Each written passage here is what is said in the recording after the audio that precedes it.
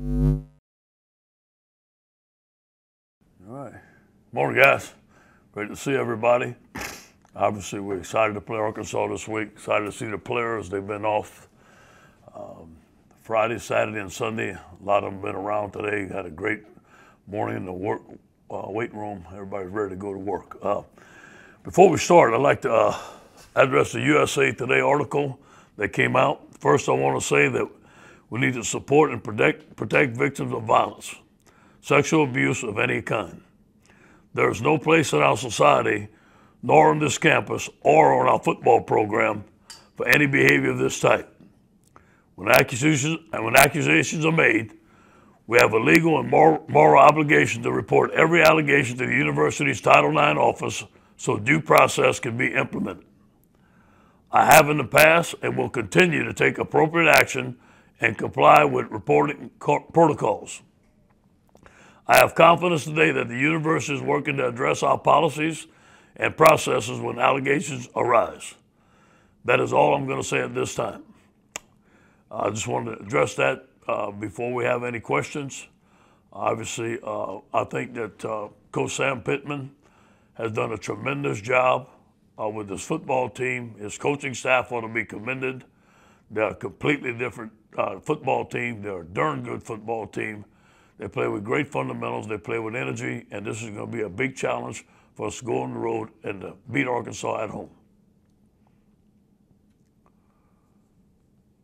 Hey, Coach Garland Gill, Fox 8 New Orleans. Can you give me any kind of number update on your roster? Are you confident that you're going to have enough guys to play in Fayetteville this weekend? You know, we feel like we should get most of our quarantine guys back either today or tomorrow.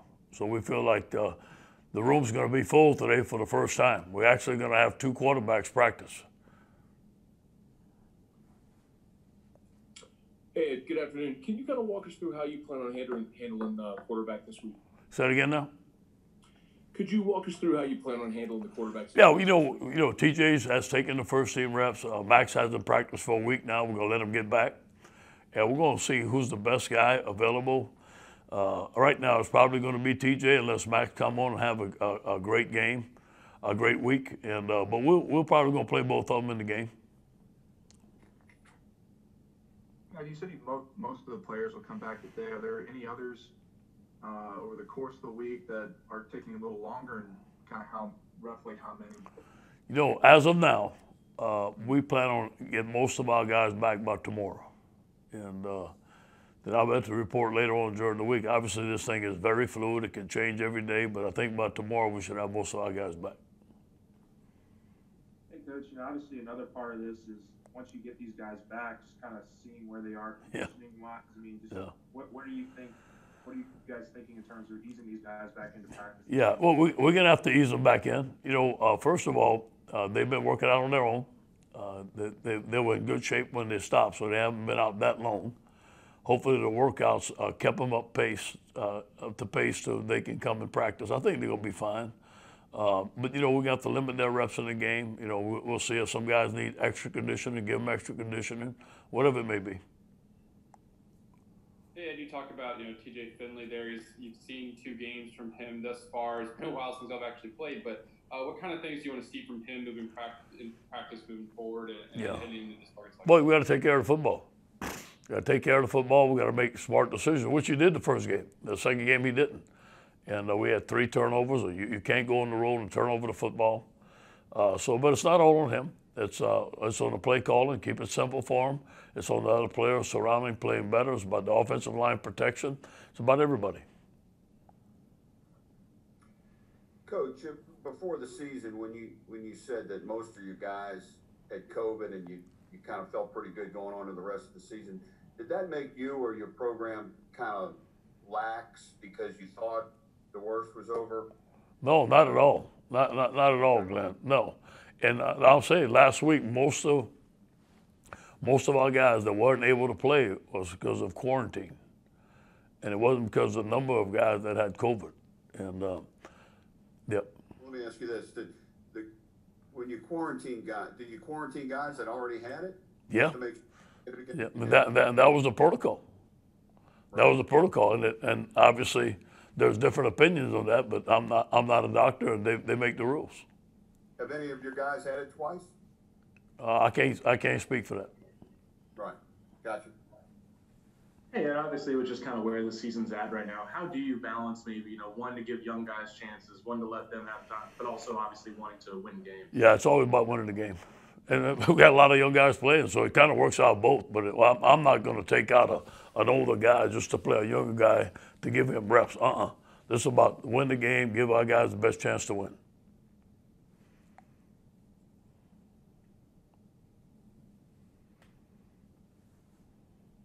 Hey, Coach, it's Ed here. Does it kind of tick you off when people insinuate that maybe you don't want to play Alabama and you would be happy that the game wouldn't be rescheduled?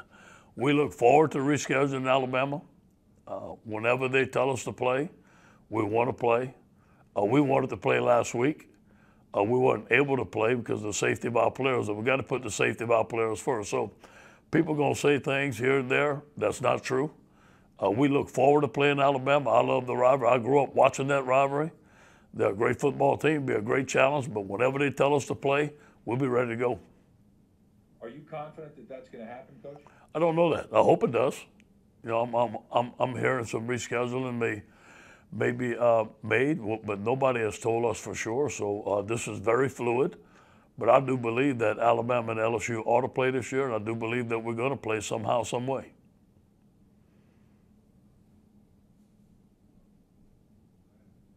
And if I could ask two Arkansas questions. One, have you noticed a difference with Felipe Franks from? Yeah. Matt, you got cut out there. Go ahead. You got me? Yeah, go ahead. Yeah. Sorry about that. I was asking, I don't know if you heard the question, if you've noticed a difference in Felipe Franks from his time in Florida, his time in Arkansas. And two, I had a chance to talk to Sam Pittman over the summer, and he said he met up with you at a coaches convention. Actually, thanked you.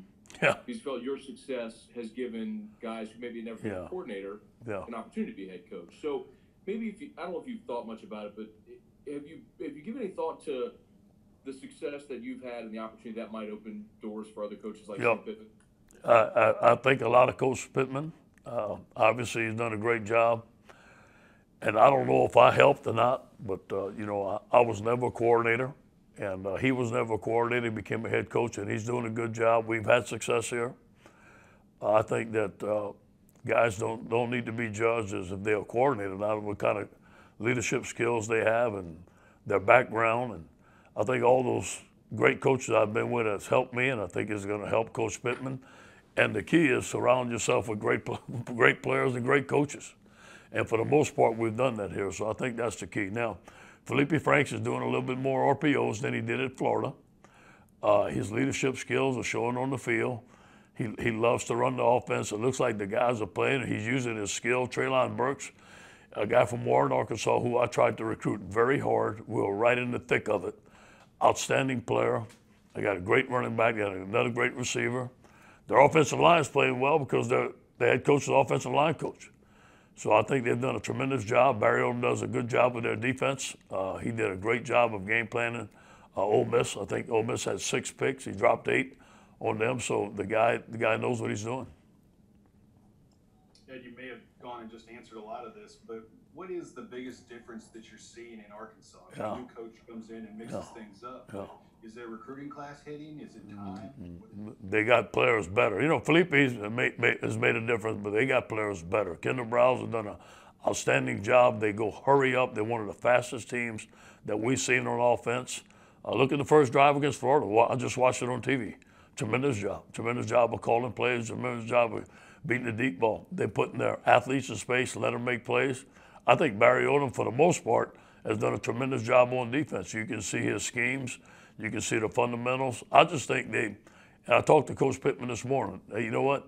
Those guys are having faith in their coaching staff. They're getting loved, and they feel like they can be a good team. Give them credit. And a slightly different question. Zach von Rosenberg, obviously, he's now the oldest player in college football at 30 years old. He says that everyone gives him a kind of a hard time about that around the facility, and you included. When you sort of rip him on it, what kind of things do you say to him? Oh, you know, when's your Social Security check coming in, stuff like that, you know. You know, I love him. I love Zach. And, you know, Zach's a team leader. You know, like I said, he played second team quarterback last week, did a tremendous job. Beat our defense a little bit, which worries me. But, you know, he's done a tremendous job for him. And I know you've heard, you know, just rumblings about whether Alabama will be played again and when it would. Just curious about, like, I don't know, when you look at the rest of the season, it could move games around and all the talk around, like, what games might be moved and stuff like that. I remember last week y'all said you were preparing for Arkansas and then flipped back to Alabama and then get back to Arkansas for a little bit. Whenever you would, I mean, how much would it affect if the Alabama game would replace others and then flip one later in the season? How would y'all manage that in game planning? I know y'all have a lot of preparation already, but I'm curious how y'all. Right. Well, for the most part, we're prepared for them, and. So whenever they tell us to play, I think that we have a week to prepare. There's going to be an extra week. We spend a lot of time on Alabama this summer. We spend a lot of time on Alabama, I guess it was 2 weeks ago, I can't remember. And so we were prepared to play them, obviously, and we had a game plan in place. So once they tell us to play, I think we're going to be fine, but you have to remain fluid. I mean, you know, I hope the remaining of the schedule, we play all 5 games. I want to play Alabama. I want to play Florida. I want to play Ole Miss. I want to play Texas A&M. I want to play Arkansas. We got a team that needs to get better, and everyone's going to present us a challenge, but we're ready for it. Hey, Coach, I guess just from a standpoint of maybe some of your older players, I mean, have you kind of talked to them these last couple of weeks with all the flexibility, everything that's kind of been going on, about just kind of riding the ship and just, you know, because a lot of these guys are NFL draft prospects. I'm just kind of curious what the mindset is of some of these older players. Well, they want to win. They want to go out winning. They represent the purple and gold, and they don't like the results on the field either. But you know what? A lot of them got a lot of things to prove on the field to go into the NFL, and they put it on tape. And you know, let's use Terrence Marshall as an example. Guy's having a tremendous season. He wants to talk to the team today. I know he wants to talk to the team about playing one team, one heartbeat. Let's go beat Arkansas one game at a time. Got a lot of good football left.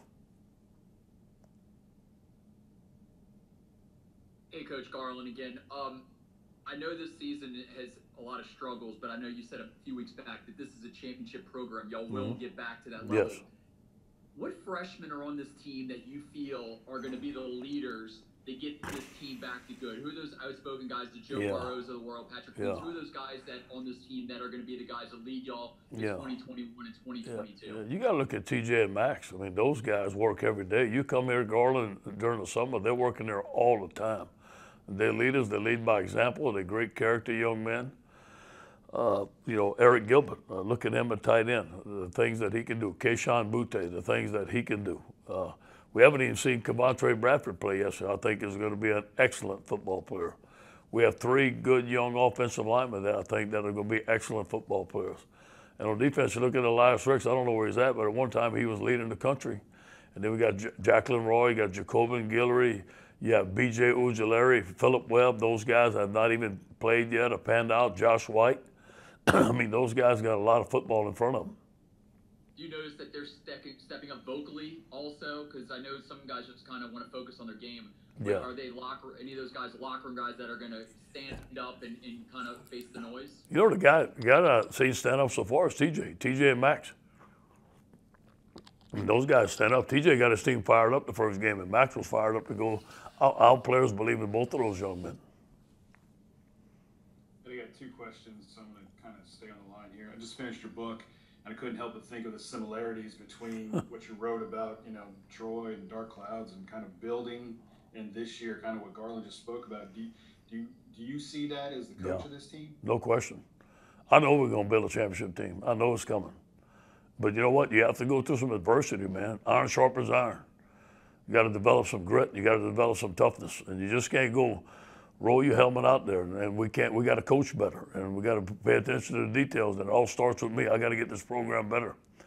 But I do know this, that we're building character, we're building something special, and those guys who stay, and those guys that come with us, we have a great recruiting class coming. It's fixing to get better. We're going to put some great athletes on the field, and I know that we can put them in the best position to make plays and be a great team. And my other question was more immediate about the offensive line. Clearly that has been, I think, the biggest problem right now. Have you been able to make any strides with what you have on the roster, or is that more of a long-term project? Yeah, we're looking at maybe Dare Rosenthal being reinstated. I don't know yet. That's not definite yet. I think that would help us. I should know something more today or tomorrow. If he can be reinstated to the team, I think that would help us. Coach, do you feel like a lot of the things addressed in the USA Today article happened or were culturally set in before you even got here as an assistant? I'm not going to comment on that, Glenn. I'm just going to let it go what I said and keep it at that. But, hey, I want to let you know your question is important. It is important. And are there some things that Alabama and Arkansas both do that by practicing for both it doesn't matter? Run the stretch, run the counter. The RPOs, play action pass, go deep. There's some things that are similar, yeah. And Arkansas does play a 4-3 defense. Alabama plays some 4-3, some nickel, some 3-4, so very similar.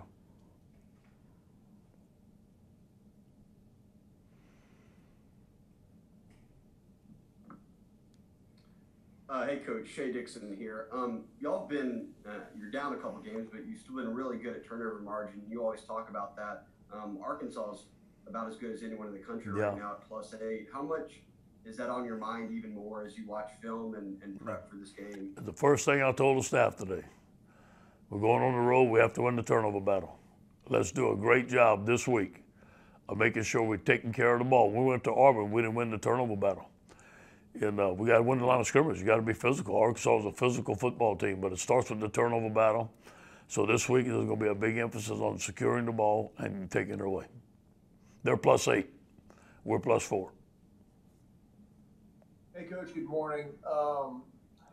Coach, I guess it's going to be 3 weeks since you played a game, right? By the time you finally get out there this weekend, you've been sitting on that Auburn game for a while, and I know that's probably not the kind of game you want to be sitting on. How anxious are you to get back out there? And what about tackling? When you haven't tackled live in a game in so long? Yeah, that's always a concern, but we practice tackling every day. We didn't scrimmage our guys at all because, frankly, we didn't have enough to scrimmage last week. I mean, we were thin. We didn't have 2 units. So I wasn't going to go out there and tackle and scrimmage and get anybody else hurt. So that's the reason. Now, maybe if we'd have had a full squad, but if we'd had a full squad, we'd have been playing. So I think that we're going to have to practice tackling this week, do a good job of. We're not going to take people to the ground, but do a good job of teaching it and getting in position to make some plays. Ed, TJ's first game was so impressive, records for a freshman, and then his second game, he struggled.